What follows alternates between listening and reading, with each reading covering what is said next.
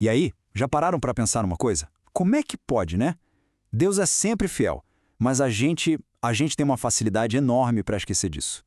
É exatamente essa tensão, essa briga entre a fidelidade de Deus e o nosso esquecimento que a gente vai mergulhar hoje, falando de deserto, rebeldia e, claro, de misericórdia. Vamos começar com uma pergunta que, olha, acho que todo mundo já se fez em algum momento. Por que que a nossa fé às vezes parece que balança? Mesmo depois de ver Deus agindo, de sentir o cuidado dele, de repente a gente vacila. É algo super comum. E a resposta, acredite, pode estar num padrão, um ciclo bem antigo que a gente vai desvendar agora. Certo, então vamos entender isso a fundo. Existe um padrão que é bem perigoso, na verdade. É quase como um ciclo vicioso que se repete, sabe? E sacar como ele funciona é o primeiro passo para a gente conseguir quebrar ele e fortalecer a nossa caminhada com Deus.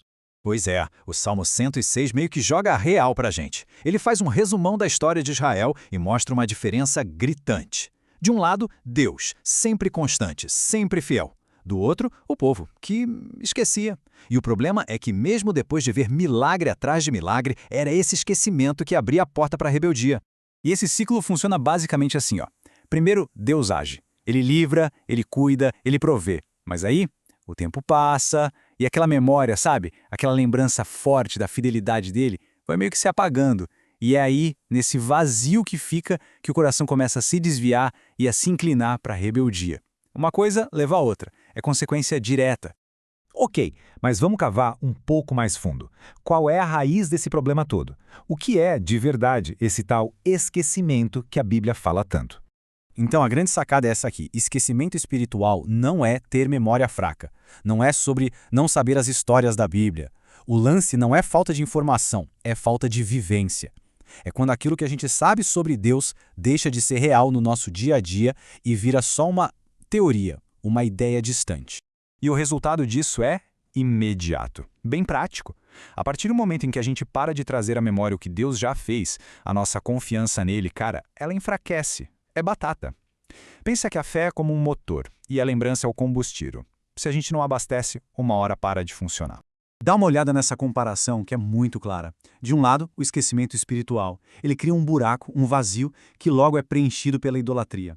E hoje em dia, idolatria pode ser qualquer coisa que a gente coloca no lugar de Deus para se sentir seguro, sabe? Tipo a busca doentia por likes ou confiar só na nossa própria força.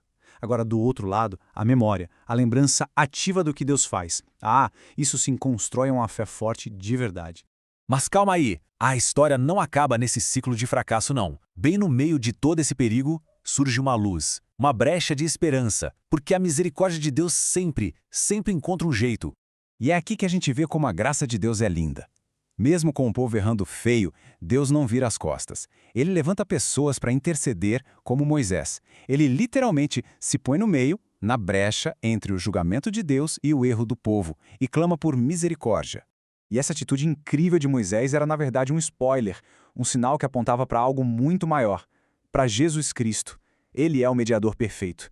Ele não só se colocou na brecha, ele se tornou a própria ponte que liga a gente de volta para Deus. Tudo por causa do seu sacrifício. E tudo isso nos leva a um momento de olhar para dentro, né? A pergunta é bem direta. A nossa vida, hoje, está sendo sustentada por essa memória viva do que Deus já fez? Ou será que a gente está só vivendo no piloto automático? E indo um pouquinho mais fundo, será que em algumas áreas da vida a gente não trocou a confiança em Deus por soluções mais rápidas, mais fáceis? Em que momentos a nossa segurança tem sido buscada fora dele? Isso é basicamente repetir aquele padrão antigo de idolatria que a gente falou. Diante disso tudo, a solução não é só se esforçar mais. A chave é lembrar melhor. Vamos entender o poder que existe em trazer as coisas certas à memória, de propósito. A grande verdade é esta. Uma fé que pulsa, uma fé viva, não se apoia em sentimentos, que vêm e vão. Ela se firma em duas colunas, dois pilares bem fortes. Primeiro, a memória da graça de Deus no nosso passado. E segundo, a certeza absoluta da fidelidade dele para o nosso futuro.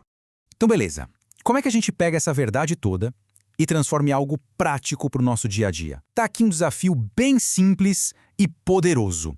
É algo super simples, mas que pode mudar tudo. Primeiro passo: lembrar.